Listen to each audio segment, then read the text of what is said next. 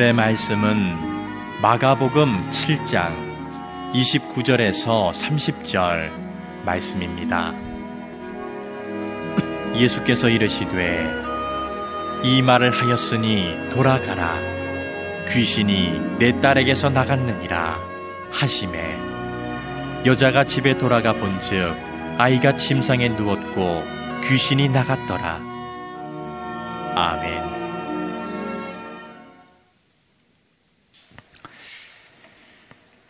몇 년 전부터 방송가에 파일럿 프로그램이 인기를 끌고 있습니다. 이게 뭐냐면 정규 방송으로 편성하기 전에 시청자들의 반응을 보기 위해서 시험적으로 제작해서 방송하는 프로그램입니다. 이번 설에도 각 방송국에서 파일럿 프로그램을 여러 개 내보냈는데, 그중에 가장 호평을 받은 프로그램이 사장님 귀는 당나귀 귀, 이런 프로그램이었습니다. 자신을 평상시에 꽤 좋은 상사로 여기고 있는 리더들을 불러놓고 그들이 몰랐던 직원들의 고충과 속내를 보여주는 관찰 프로그램이었습니다. 리더들의 반응이 다양했습니다. 어떤 리더들은 자기 직원들이 자기를 저렇게 생각하는지 몰랐다, 이래서 충격을 받는 리더들도 있었고, 또 어떤 리더들은 내 의도가 저게 아닌데 왜 저렇게 오해를 하지? 그러면서 안타까워하는 찹찹한 모습을 보이는 리더들도 있었고, 결론적으로는 그래도 내가 저렇게밖에 보이지 않았으니 내가 잘못한 것 같다, 그래서 반성하고 잘하겠다, 이렇게 훈훈하게 프로그램들이 마무리가 되었습니다. 우리가 살면서 참 어려운 것 중에 하나가 인간관계입니다. 왜 인간관계가 어렵냐? 진짜 속마음을 모르기 때문에 그래요. 내 마음은 그게 아닌데 상대가 내 진짜 마음을 몰라주거나, 또 나도 상대의 본 마음을 오해하거나 제대로 알지 못할 때, 그래서 인간관계는 참 어렵습니다. 예를 들자면 아내가 나는 돈 같은 거 필요 없어, 선물 필요 없고 당신이면 돼, 이렇게 말할 때 그게 진심인지 속내는 그게 아닌지, 이거 어렵잖아요. 그걸 또 순진하게 다 그대로 믿는 남자들이 몇몇 있어서 문제입니다. 만약에 진짜 속내만 알 수 있다면 말은 그렇게 해도 저 사람의 진짜 마음은 그게 아니야, 그렇다면 관계가 어렵지 않을 거예요. 신앙생활도 그렇습니다. 우리가 기도하는 게 어렵다고 하고 신앙생활하는 게 어렵다고 하는 이유는 여러 가지 이유가 있겠지만 가장 큰 이유는 하나님의 본 마음을 모르기 때문에 그래요. 하나님의 본심이 그게 아닌데 우리는 보여지는 대로, 내게 주어지는 환경대로 모든 걸 평가하다 보니 하나님의 진짜 마음은 모른 채 내가 판단하면서 믿음 생활이 어렵고 기도 생활이 어렵다고 말하는 거예요. 그래서 오늘 마가복음 7장에 나오는 두 인물을 살펴볼 건데, 이 두 사람은 이제 어떤 거냐면 의도를 했던 의도하지 않았던 간에 하나님의 본심을 따라 기도한 사람들이에요. 그러니까 하나님의 본심이 이거구나 라고 해서 의도했던 의도하지 않았던 그렇게 기도했던 두 사람의 이야기. 이 마가복음 7장에 나오는 얘기는 이런 겁니다. 예수님께서 공생의 기간 동안 가장 중점을 두어서 사역했던 게 두 가지예요. 치유와 말씀을 전하는 거예요. 그러니까 여러 가지 사역이 있지만 예수님에게 가장 중요한 건 말씀 전하는 거하고 치유하는 거예요. 여러분, 우리가 신앙생활하면서 어려운 것 중에 하나는 너무 사람들이 분주해요. 본질을 잃어버리는 거예요. 교회는 말씀을 듣는 곳이에요. 그리고 아파하는 사람들 치유하고 사랑하는 곳이에요. 이 두 가지 사역이 교회의 본질입니다. 그런데 우린 이 본질적인 사역보다는 사람들과 무슨 만나서 교제하고 또는 어떤 우리끼리 만든 인간적인 약속들을 지키느라고 정작 본질적인 사역보다는 이런 부수적인 사역에 시간을 뺏기면서 어려움을 겪는 교회와 성도들을 많이 만납니다. 저에게 제일 중요한 건 말씀 전하는 거예요. 그리고 아파하는 이들에게 그들의 아픔을 이해하고 그 아픔을 치유하는 일. 이게 예수님에게서 배운 사역이어야 되고 우리의 사역이 돼야 돼요. 예수님이 그렇게 말씀의 본질에 또는 치유의 본질에 최선을 다하니까 영적 목마름을 느끼던 많은 사람들이 예수님을 따라다니게 되죠. 여러분, 자연의 법칙은 비슷합니다. 빛이 있으면 어둠이 있고 한쪽에서 좋아하면 싫어하는 사람이 생기게 되어 있습니다. 예수님이 사람들에게, 대중들에게 많은 신뢰를 얻고 인기를 얻으니까 반면에 예수님을 극도로 싫어하는 사람들도 생겼어요. 그게 누구냐? 유대 지도자들이에요. 서기관, 바리새인, 사두개인들. 이 사람들은 예수님을 왜 싫어했을까요? 이 사람들의 특징은 자기들이 항상 대접받고 인정받는 걸 좋아하는 사람들이에요. 왜냐하면 그동안 이들은 종교적인 특권을 누렸던 사람들이에요. 구약에서부터 넘어온 율법을 가지고 그 율법을 가르치고 그 율법을 전하면서 이미 종교적인 특혜를 많이 누렸던 사람들이에요. 그런데 어느 날 예수님이 딱 등장하면서부터 자신들이 누리던 인기를 빼앗기기 시작합니다. 자기들은 겨우 율법을 그대로 가르치는 정도인데 예수님이 말씀을, 복음을 전하는데 율법하고 비교할 수 없는 새 계명을 가지고 사람들에게 전하니까 사람들이 막 환호하기 시작하는 거예요. 야, 정말 율법사들이 전하는 그런 말씀하고는 차원이 다른 말씀이 예수님에게 들리니까 사람들이 예수님께 막 몰려들지요. 그래, 불안한 거예요. 자신들의 기득권을 다 뺏길 것 같은 거죠. 그래서 그들은 기회를 엿보다가 사사건건 예수님께 시비를 걸기 시작합니다. 그때마다 예수님은 율법의 본질을 강조하면서 모든 논쟁을 참 지혜롭게 이겨요. 그러니까 꼭 사람이 싸워서 이기는 게 아니라 지혜롭게 이기는 게 이기는 거예요. 싸우지 않고도 이기는 게 지혜로운 거예요. 그게 예수님의 방법이었던 것 같아요. 이에는 이, 칼에는 칼, 이렇게 싸우는 게 아니라 그 모든 사사건건의 시비와 논쟁들을 예수님이 잘 본질적으로 지혜롭게 그것들을 잘 이겨나가죠. 그런데 사람이라는 게 오랫동안 같은 일이 반복되면 지치잖아요. 싸우는 것도 한두 번이지 계속 시비를 걸고 따라다니면서 계속 문제 제기를 하니까 예수님 굉장히 피곤하셨겠죠. 그래서 어느 날 지친 몸과 마음을 쉬기 위해서 제자들과 함께 예수님이 갈릴리를 떠나서, 사역의 현장을 좀 떠나서 이방 땅 두로라고 하는 곳을 가시게 됩니다. 지금으로 말하면 휴가를 좀 가신 거예요. 두로는 지금으로 말하면 레바논입니다. 중동 지역에. 이곳에 가서 예수님께서 좀 쉬는데, 이곳은 외국이니까 예수님을 알아보는 사람들이 많이 없었겠죠. 그리고 항구 도시예요. 그래서 다양한 사람들이 모여 있는 곳입니다. 그래서 그곳에서 예수님께서 좀 쉼을 갖고 있는데 어느 날 예수님이 쉬고 있는 집에 문이 부서져라 할 만큼 아주 문을 거세게 두드리는 한 소리가 들리기 시작합니다. 예수님 누군가하고 방문을 열어봤더니 한 여자가 예수님을 보자마자 땅바닥에 엎드려 엉엉 울면서 한마디 하는 거예요. 예수님, 우리 딸 좀 살려주세요. 이 여인은 어떤 사람이냐? 두로의 그 지역에 사는 외국 여자예요. 그런데 예수님을 찾아와서 자기 딸을 고쳐달라고 얘기를 하는 거예요.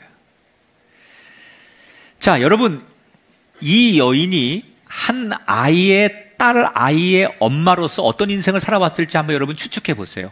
당연히 그 딸의 병을 고치기 위해서 좋은 의사, 좋은 약, 그리고 세상에 용하다는 무당 안 해본 일 없이 그 엄마는 젊은 시절 그 딸을 위해서 최선을 다했을 거예요. 그런데 어느 누구도 그 문제를 해결하지 못하는 거예요. 수없는 실패를 거듭한 끝에 더 이상 이제 가망이 없다고 생각하고 모든 걸 포기하고 있었어요. 그런데 어느 날 그렇게 다 포기하고 있는 그 어머니에게 누군가가 한 이야기를 들려주는 거예요. 어떤 이야기냐? 갈릴리에서 온 예수님이라는 분이 있는데 이분이 오늘 우리나라에 지금 들어와 있는데 이분이 갈릴리에서 수없는 병자들을 고치고 정말 오갈 데 없고 힘없는 사람들의 편이 되어서 하나님의 나라를 전하는 아주 유명한 분이 왔는데 이분이 갈릴리에서는 굉장히 사람들한테 존경도 많이 받고 훌륭한 분이라는데 이런 얘기를 소문을 듣게 되는 거예요. 이때 이 여인이 정말 절망하고 있다가 예수님의 소문을 듣는 순간 마지막이라는 심정으로 유대인인 예수님을 찾아오는 거예요. 지금 유대인들과 이방인들의 관계는 그런 관계예요. 그런데 그 이방인이 유대인인 예수님을 그런 민족적 정서를, 감정을 다 배제한 채 오직 딸만을 위해서 살려달라고 지금 방문을 하는 거예요. 저는 여기서 이 여인이 운명을 바꿔놓을 수 있는 단초가 뭐냐. 어느 날 길을 가다가 예수님의 소문을 들은 거예요. 말씀 한마디가 꽂힌 거예요. 예수님이 갈릴리에서 이곳에 오셨다는데 그 예수님이 이런 분이란다 라는 소문을 듣는 순간 그녀의 운명이 바뀌고 그녀의 가정이 바뀌고 딸의 인생이 바뀌었어요. 여러분, 우리가 오늘도 설교를 듣고 예배를 드리지만 30분 전하는 설교 다 여러분이 다 기억할 수 없어요. 어떤 사람에게 그 한마디가 꽂혀서 인생이 바뀌는 거예요. 하나님의 말씀은 한마디가 내 인생에 확 박힐 때 그 말씀 때문에 내 인생이 역전되는 거예요. 오늘도 그 말씀이 들리게 되길 바랍니다.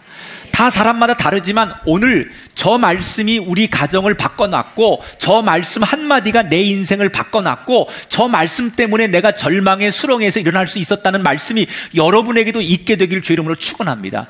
이 여인이 그 말씀 한마디에 인생이 바뀐 거예요. 예수님을 몰랐어요. 그런데 그냥 말씀 하나가 어느 날 딱 들어와가지고 그 말씀이 자기를 붙들었을 때 이 여인은 희망을 찾은 거예요. 예수님이 이 여인의 상황을 다 아셨어요. 너무 절박하고 딸을 사랑하는, 그동안 고생했던 그 모든 과정을 다 아셨던 예수님께서 이 여인이 그렇게 찾아왔을 때 우리가 알고 있는 상식적인 예수님이라면 어떻게 하실 것 같아요? 당연히 그 여인을 위로하고 그 딸아이를 고쳐주는 게 우리가 알고 있는 예수님의 모습이에요. 그런데 예수님이 우리가 알고 있는 그런 인자한 모습이 아닌 뜻밖의 행동을 하십니다. 27절을 같이 보겠습니다. 자녀로 먼저 배불리 먹게 할지니 자녀의 떡을 취하여 개들에게 던짐이 마땅치 아니하리라. 자, 이 얘기입니다. 나는 유대인인데, 예수님이 나는 유대인들을 살리기 위해서 왔는데 유대인들이 보는 너희 이방인들은 개 같은 존재들이다. 유대인들이 보는 이 외국 사람들, 특히 이 두로 지방의 이방 사람들은, 유대인들은 사람처럼 여기지 않고 하찮은 개처럼 여기는데 나는 유대인이고 하나님이 유대인들을 먼저 살리라고 나를 보내주셨기 때문에 내가 유대인들을 지금 살리는 일에 힘을 쓰지 너희들 이방인들에게까지 그런 자비와 은총을 베풀 능력이 없다, 이렇게 말씀하신 거예요.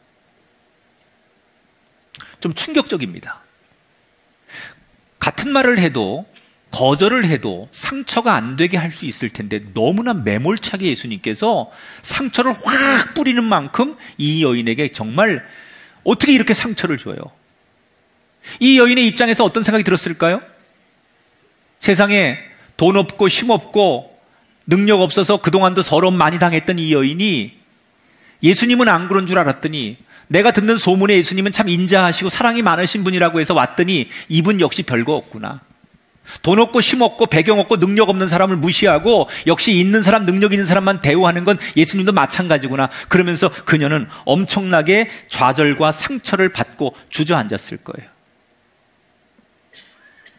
그때 좌절하는 그녀에게 조금 전에 예수님께서 자기에게 독서를 쏟아부으면서 하셨던 말씀을 다시 한번 상기하면서 머리에 스쳐 지나가는 말이 하나 있었어요. 27절 다시 읽어볼게요. 자녀로 먼저 배불리 먹게 할지니. 여기 먼저라는 단어. 자, 먼저라는 단어는 어떤 거냐면 다음 순서가 있다는 거예요. 먼저 하고 그 다음이라는 순서가 있다는 뜻이에요. 예수님께서 조금 전에 내가 유대인에게 하고 유대인에게 먼저라는 말씀을 하셨다는 것은 유대인만 할 것 같았으면 먼저라는 단어를 쓰지 않았을 거예요. 유대인을 먼저라고 표현하셨던 것은 그 다음에 순서를 이방인에게도 하겠다라는 마음이 있었기 때문에 중간에 단어를 유대인 먼저라고 단어를 쓰신 거예요. 그러니까 진짜 예수님의 마음은, 나가서 하나님의 마음은 어떤 거냐면 이방인들 안 살리겠다는 게 아니라 이방인들도 살리는 것을 원하는 게 예수님의, 하나님의 마음이었기 때문에 이 이방 여자에게 예수님께서 거절할 때 먼저라는 단어를 쓰셨다는 거예요. 이걸 이 여인이 캐치한 거예요. 먼저라는 단어를 쓰신 그 예수님의 그 단어의 소리를 들으면서 예수님의 본 마음을 알게 된 거예요. 아, 이분이 말은 저렇게 세게 해도 본심은 우리를 버리지 않는 분이구나. 절대로 이분이 우리를 그냥 내버려 두지 않을 거구나 라는 확신이 그녀의 마음속에 들어왔어요. 그래서 다시 그 잔인한 거절을 뒤로하고 또 예수님께 강하게 붙들고 매달리기 시작합니다. 28절에 보니까 주여 올소이다마는 상아래 개들도 아이들이 먹던 부스러기를 먹나이다. 나를 개 취급하는 거, 당신들이 우리 민족을 개 취급하는 거 당연히 이해합니다. 그러나 개들도 주인이 먹는 상아래 부스러기를 먹듯이 나는 그런 거라도 줬사오니 그런 은혜라도 나에게 주십시오. 그런 얘기예요. 그녀의 간절함과 확신에 찬 이야기를 듣는 순간 조금 전까지 매몰찬 표정을 가지셨던 예수님께서 그 표정을 거두고 그녀에게 인자한 모습으로 선포하시죠. 돌아가라. 귀신이 내 딸에게서 나갔느니라. 여러분, 오늘도 우리들에게 이 자유의 음성이 들리게 되길 축복합니다. 여러분 가정에 어둠의 영이 떠나갔고 질병이 떠나갔고 가난이 떠나가고 고통이 떠나가고 이런 선언이 여러분들의 심령에 가정에 들리게 되기를 주의 이름으로 축원합니다. 이건 이 당시 예수님 당시에 전형적인 그 패턴이에요. 예를 들어서 우리가 그 법원에 가면 검사가 구형할 때 또 판사가 뭐 이게 최종 우리 판결을 내릴 때 쓰는 자기의 그 형태가 있어요. 뭐 피고는 어떻고 뭐 이런 거. 의사가 보통 사람들에게 그 이야기할 때 쓰는 자기들이 전형적인 패턴이 있어요. 단어에. 그런 것처럼 이 당시에 보통 이렇게 종교인들이 그 사람에게 제사유함을 주거나 또는 질병에 이런 자유를 줄 때 전형적으로 쓰던 패턴. 돌아가라. 내 믿음대로 내가 죄에서 자유함을 얻느니라. 내가 질병에서 고침 받느니라. 귀신이 너에게서 떠나갔느니라. 이게 그 당시의 전형적인 패턴이에요. 여러분, 오늘 우리에게도 이 말씀이 들려야 될 줄 믿습니다. 너에게서 질병이 떠나가고 너에게서 가난이 떠나가고 너에게서 아픔이 떠나갈지어다. 이 여인은 거절하시는 예수님을 어떻게 다시 돌려놓을 수 있었을까? 예수님에게서 나오는 그 차디찬 거절의 음성을 어떻게 그녀가 딛고 일어날 수 있었을까? 그 이유는 들려오는 말로 판단하지 않고 예수님의 진짜 본 마음, 의도를 봤기 때문에. 우리가 살아가면서 또는 신앙생활하면서 기도하면서 절대로 우리가 잊지 말아야 될 게 있어요. 우리가 기도하는 대로 응답이 되지 않을지라도, 우리가 기도하는 방향으로 우리의 모든 현실이 이루어지지 않을지라도 우리가 기억해야 될 본질적인 중요한 진리는 뭐냐? 하나님이 나를 버리지 않고 계심을 우리가 기억해야 된다는 거예요. 그녀가 예수님의 본 마음, 진심을 붙잡았기 때문에 이길 수 있었지, 들려오는 이야기로만 만약에 예수님을 판단했다면 그녀는 예수님의 본 마음과 다르게 상처받고 예수님을 저주하면서 떠나갔을 거라는 거예요. 예수님 우리에게 약속하셨어요. 참새 한 마리도 버리지 않겠다. 하물며 자신의 아들을 내어주면서 구원을 약속하신 우리는 어떻겠습니까? 때로는 우리가 이렇게 신앙생활 하다 보면 하나님께서 나를 버린 것 같고 내 기도에 거절한 것 같고 내 요구에 응답을 안 하시는 것 같지만 하나님의 본심은 한 번도 우리를 떠나거나 버린 적이 없다는 거예요. 우리는 내가 간절하게 기도했는데 왜 응답되지 않지? 이렇게 원망해요. 내가 최선을 다했는데 왜 나에게 좋은 일이 안 일어나지? 이렇게 우리는 보여지고 주어지는 상황 앞에서 절망해요. 그런데 하나님의 본심은 그게 아니에요. 본심을 보고 진짜 의도가 뭔가를 알면 우리가 기도한 대로 되지 않고 기도 응답이 더뎌지고 우리의 믿음 생활에 우리가 많은 환난과 장애가 있어도, 야, 교회 다니면서 신앙생활 열심히 해도 나는 기도 열심히 해도 달라지는 게 아무것도 없어. 그래서 좌절할 문제가 아니라는 거예요. 하나님의 본심이 뭔 줄 알면 그게 문제가 되지 않아요. 아이들을 훈육하는 방법 중에 젊은 부모들은 다 한두 번쯤 해봤을 것 같은데 생각하는 의자라는 게 있어요. 아이들이 이게 뭔가 좀 이렇게 교훈과 교정이 좀 필요할 때 요즘 부모들이 많이 씁니다. 그 상황으로부터 부모로부터 아이를 분리시켜서 혼자 생각하게 하는 거예요. 근데 이게 여러분 효과가 있습니다. 아이들이라고 생각이 없지 않아요. 아이들도 생각이 있어요. 근데 우리가 생각할 때 아이들은 생각을 못한다고 생각하니까 그런 교육을 안 했을 뿐이지, 아이들에게 냉철하게 분리해서 네가 한 일을 한번 잘 생각해봐, 뭐가 잘못됐는지 돌아봐 라고 하면 아이들도 충분히 그게 됩니다. 그래서 이게 효과가 있는 거예요. 그런데 우리가 그 어린 아이들을, 몇 살 안 되는 아이들을 손들고 너 가서 1시간 동안 서 있어, 거기 앉아 있어, 혼자 생각해봐, 뭘 잘못했는지, 왜 동생을 때렸는지 뭐 이러고 이제 주변 애들이 가서 앉아 있잖아요. 근데 처음에는 되게 아이들이 씩씩거립니다. 막 자기의 그 고집과 이게 습관이 안 돼 있으니까 앉아서도 막 저항을 하고 막 씩씩거리고 말 안 듣는 척하고 그럽니다. 그런데 이게 1시간이 지나고 2시간이 지나고 그러면 아이들이 지풀에 지가 꺾입니다. 그래서 나중에는 이제 아이들이 훌쩍훌쩍하면서 엄마 잘못했어, 내가 미안해, 동생 때려서 내가 잘못한 거야, 막 그리고 애들이 이제 자기 죄를 스스로 고백하게 됩니다.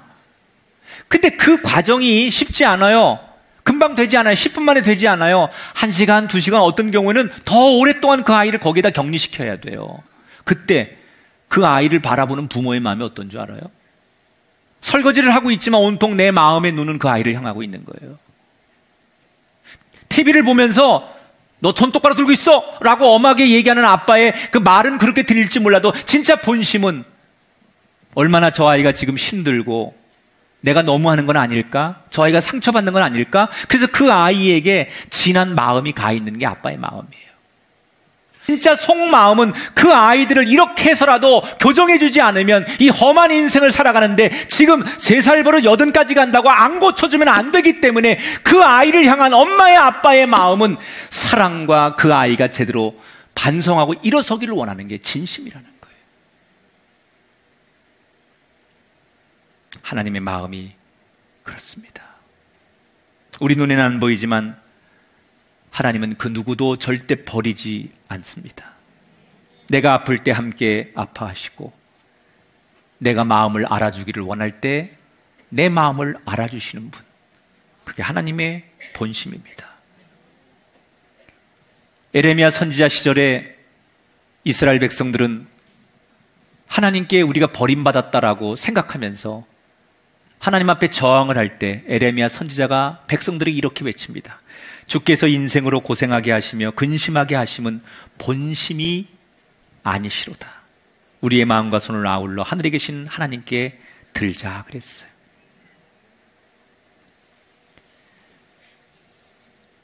여러분, 우리가 버림받았다고 느낄 때 정말 더 간절히 기도했던 여인처럼 우리 눈앞의 현실을 보기 전에 하나님의 본 마음을 알고 기도할 수 있는 우리가 되기를 주의 이름으로 축원합니다.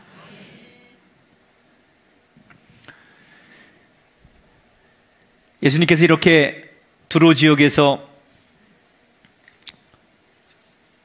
쉼을 갖고 다시 일상으로 이제 복귀하시는 거예요. 그래서 갈릴리로 돌아오십니다. 그래서 이제 갈릴리에서 사역을 하는데 어느 날 동네 사람들이 우르르 한 사람을 데리고 예수님께 오는 거예요. 동네 사람들이 한 사람을 위해서 다 같이 와가지고 예수님께 이 사람을 부탁합니다. 그러면서 이 사람 사정을 이야기하는데 이 사람은 귀도 먹고 말도 잘 못하는 사람이에요. 그러니까 고쳐달라는 거죠. 동네 사람들이 안타까운 마음으로 한 사람을 위해서 지금 많은 사람들이 한 사람을 위해서 희생하는 거예요. 그러니까 예수님께서 자기밖에 모르는 이 세대에 한 사람을 위해서 공동체가 희생하는 그 애틋한 마음을 받으셨던 것 같아요. 그래서 예수님께서 약속하십니다. 내가 너희들이 데려온 이 사람을 고쳐주리라. 여기서 중요한 거는 이 환자가 자신의 믿음 때문에 고침받는 게 아니라는 거죠. 동네 사람들의 애틋한 마음, 동네 사람들의 관심 때문에 고침받는 거예요. 때로는 내 기도가 제일 중요합니다. 내가 아파서 내 문제를 놓고 기도하는 게 제일 중요한데 내가 못할 때 내 배우자가 애틋한 마음으로 기도하면 그것도 하나님 앞에 감동이 되는 거예요. 우리가 중보기도가 좋은 이유는 내가 스스로 기도하지 못할 때 마치 이 환자를 지금 동네 사람들이 함께 공동체를 이루어서 예수님께 데리고 나와서 예수님께 감동을 주었던 것처럼 우리가 누군가를 위해서 그 사람을 위해서 간절히 눈물 뿌려 기도해 줄 때 하나님은 그 감동의 마음을 받으시고 그 사람을 축복하는 거예요. 사실 따지고 보면 우리는 다 그런 과정을 통해서 이 자리에 온 거 아닙니까? 나를 위해 기도해 준 목사님, 또 나를 위해 기도해 줬던 이웃들, 교우들, 내가 주님 앞에 돌아오기를, 예수 믿고 구원받기를 끊임없이 10년, 20년 나에게 전도하고 기도해주고 그렇게 간구했던 그 사람들의 은총 때문에 내가 하나님 앞에 선 거지. 내 스스로 내가 어느 날 교회 나갈 거야 라고 해서 나온 거, 그거 여러분 맞는 얘기지만 틀린 얘기입니다. 누군가가 여러분이 이 자리에 나오기까지 끊임없이 눈물 뿌려 기도했고 여러분을 향해 중보한 아름다운 마음들이 있기 때문에 하나님이 여러분을 여기 인도하신 거예요.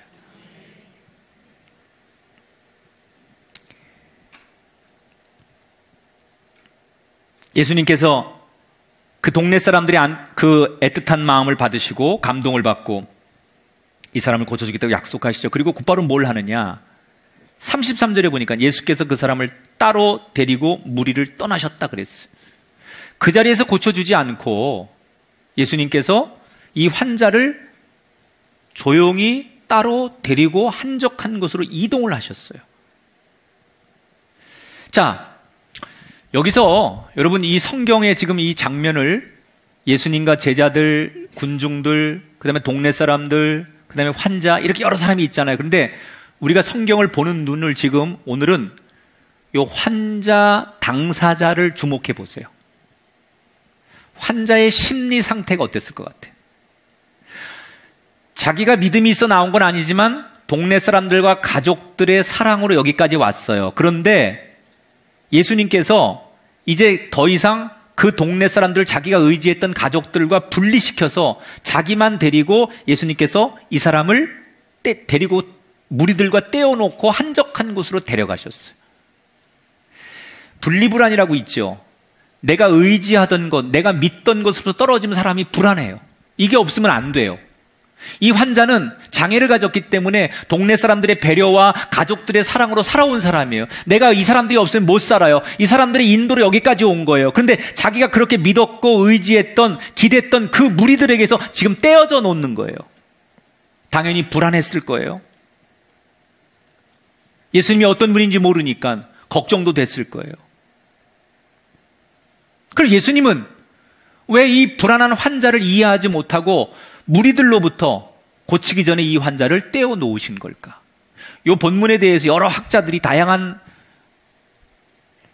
해석을 내놓고 있는데 저는 두 가지를 얘기합니다. 첫째, 예수님은 그 당시 치유 사역에 매진하던 때였기 때문에 굉장히 많은 사람들이 예수님이 치유의 기적을 일으키면 그걸 흥행의 요소로 보는 거예요. 인기몰이로만 보는 거예요. 예수님이 사람을 치유하는 것은 하나님의 살아계심과 구원의 진리를 전하는 게 예수님 목적인데 사람들은 그 본질적인 목적보다는 예수님께서 일으키는 이벤트에 관심이 많은 거예요. 와, 대단하다. 마치 무슨 매직쇼처럼 사람들은 와, 예수님이 한번 뭐 소경의 눈을 뜨고 앉은 병을 일으키면 그걸로 사람들이 환호하고 박수치고 막 사람들이 구름대처럼 모이는 이 흥행적인 세상적인 논리로 이걸 받아들이는 거예요. 이걸 몇 번 경험하셨던 예수님은 사람을 고치는 게 인기를 얻거나 흥행을 이루는 게 목적이 아니라는 것을 보여주고 싶었던 거예요. 그건 불필요한 거라는 거죠. 두 번째, 이 환자와 예수님 사이에 인격적인 만남이 필요했던 거예요. 지금까지는 이 환자가 군중과 함께, 가족들과 함께 살아왔어요. 그들의 인도와 그들의 배려와 그들의 보호 속에 살아왔어요. 그런데 정말 이제는 결정적인 순간에는 예수님과 단둘이 나와 너의 인격적인 만남이 있어야만 예수님의 은총이 전달이 되는 거예요. 우리가 여러분 이렇게 오늘 공예배를 드립니다. 이 예배가 참 중요합니다. 그런데 여러분이 꼭 기억하실 게 있어요. 언제까지 여러분 이 예배에 만족하시겠습니까?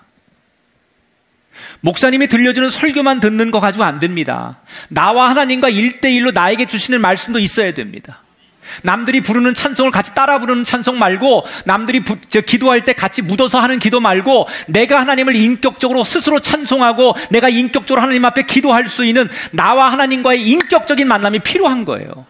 어느 때까지 누구의 도움으로, 가족들의 인도로, 누군가의 인도함으로, 누군가의 권면으로만 신앙생활 하겠습니까? 우리가 언젠가는 내가 홀로 독립해서 하나님과 나 사이에 둘만의 인격적인 만남, 그때가 반드시 필요하기 때문에 예수님께서 이 환자를 인격적으로 부르시는 거예요.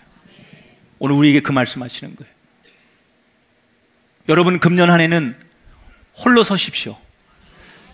여러분 앞에 서 있는 하나님 앞에 1대1로 대면하시고, 골방에 들어가서 내가 그 하나님 앞에 1대1로 기도할 때 내가 나에게 호련히 임하시고 나를 만나주시고 내 손을 어루만져 주시는 그 하나님을 인격적으로 여러분 만나시고, 내가 성경을 펴고 큐티를 묵상하면서 나에게 들려주는 하나님의 그 거룩하고 사랑스러운 음성을 인격적으로 만날 때 우리의 삶은 또 한 번 거듭나지는 거예요.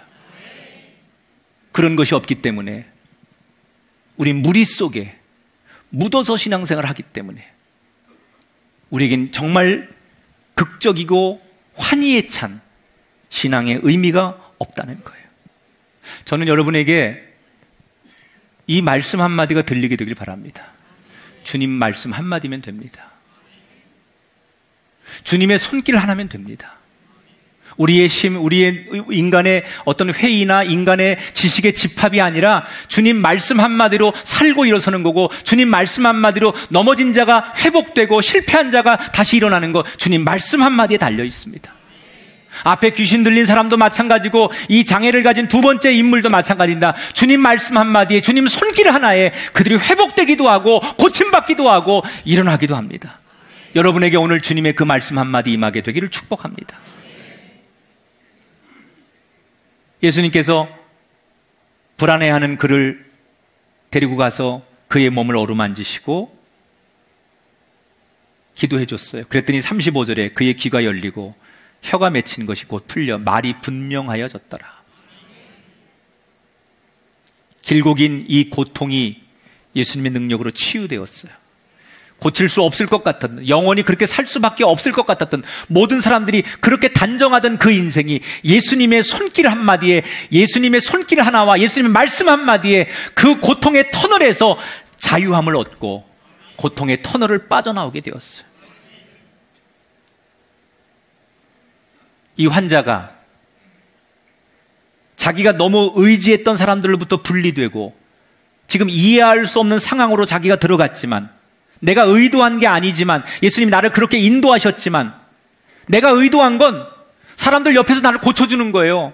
불안하지 않도록 다 내가 의지하는, 지켜보는 가족들 앞에서 내가 치유받는 거예요. 그런데 예수님은 그가 의도한 대로 안 하셨어요. 의도하지 않는 대로 이끌어 가셨어요. 그때 이 환자가 저항하지 않고 예수님을 따랐더니, 내가 의도하지 않은 대로 끌려가지만 그것을 믿고 따라갔더니 이 사람이 고침을 받았다는 거예요. 우리는 내가 믿었던 사람들, 내가 너무 믿었던 직장, 내가 믿었던 명예와 재물로부터 분리될 때 너무나 힘들어합니다. 평생 내가 믿었던 게 이건데, 이거 없으면 죽을 것 같아서 이것만 붙들고 살았는데 어느 날 그것들로부터 내가 분리될 때 인간은 모든 게 다 끝났다고 생각합니다. 사람의 눈으로 보면 끝났지만 하나님의 의도는 그렇지 않습니다. 내가 의도한 방향으로 내 인생을 끌고 가는 건 아니지만, 그렇게 만들어주시는 건 아니지만, 의도치 않은 방향으로 내가 갈지라도 하나님의 마음은 여전히 동일하시다는 거예요. 나를 고치길 원하시고, 내가 더 나은 사람 되길 원하시고, 내가 온전한 하나님의 사람 되기를 원하신다는 거예요. 따라합시다. 더 잘되게 하심을 기억합시다. 의도했던 그렇지 않든 간에 하나님의 본심은 내가 더 잘되기를 원하시는 거예요. 하나님은 우리를 망치려고 이끄시지 않습니다. 우리가 잘 뭔지는 몰라도 분명한 하나님의 본심은 우리를 잘되게 하시려는 거예요. 이 길이 아닌데, 내가 생각하는 길은 이 길이 아니고 내가 의도하는 것은 이 방향이 아닌데, 그럴지라도 하나님의 본심은 뭐냐? 나를 더 잘되게 하시려는 거예요. 혹시 여러분 시련을 만나셨고 불안을 만나셨고 어려움을 만나셨습니까? 무엇을 먹을까 마실까 입을까 염려하지 말고 하나님의 나라와 그의 의를 구하라고 말씀하셨어요. 절대로 나를 버리지 않으신 하나님의 본심을 기억하십시오. 내가 철저히 버려졌다고 생각될 때마다 이 말씀을 기억하십시오. 나를 잘되게 하실 하나님을 기억하십시오. 혼자라고 느껴질 때마다 하나님의 본심은 그렇지 않아. 아무리 먹구름이 짙어도 그 구름 뒤에는 언제나 해가 있습니다. 우리 눈에는 하나님이 안 보일지라도 하나님은 늘 우리와 함께 하십니다. 눈앞에 보이는 것에 울고 웃는 인생이 아니라 하나님의 본 마음을 기억하십시오. 그래서 우리는 본질로 이기는 사람, 하나님 마음이 그렇지 않은데 보여지는 일들 때문에 낙망하고 절망하는 사람이 아니라 환경에 구애받지 않는 그런 하나님의 본심에 의해서 살아가는 행복한 여정이 될 수 있기를 주의 이름으로 축원합니다.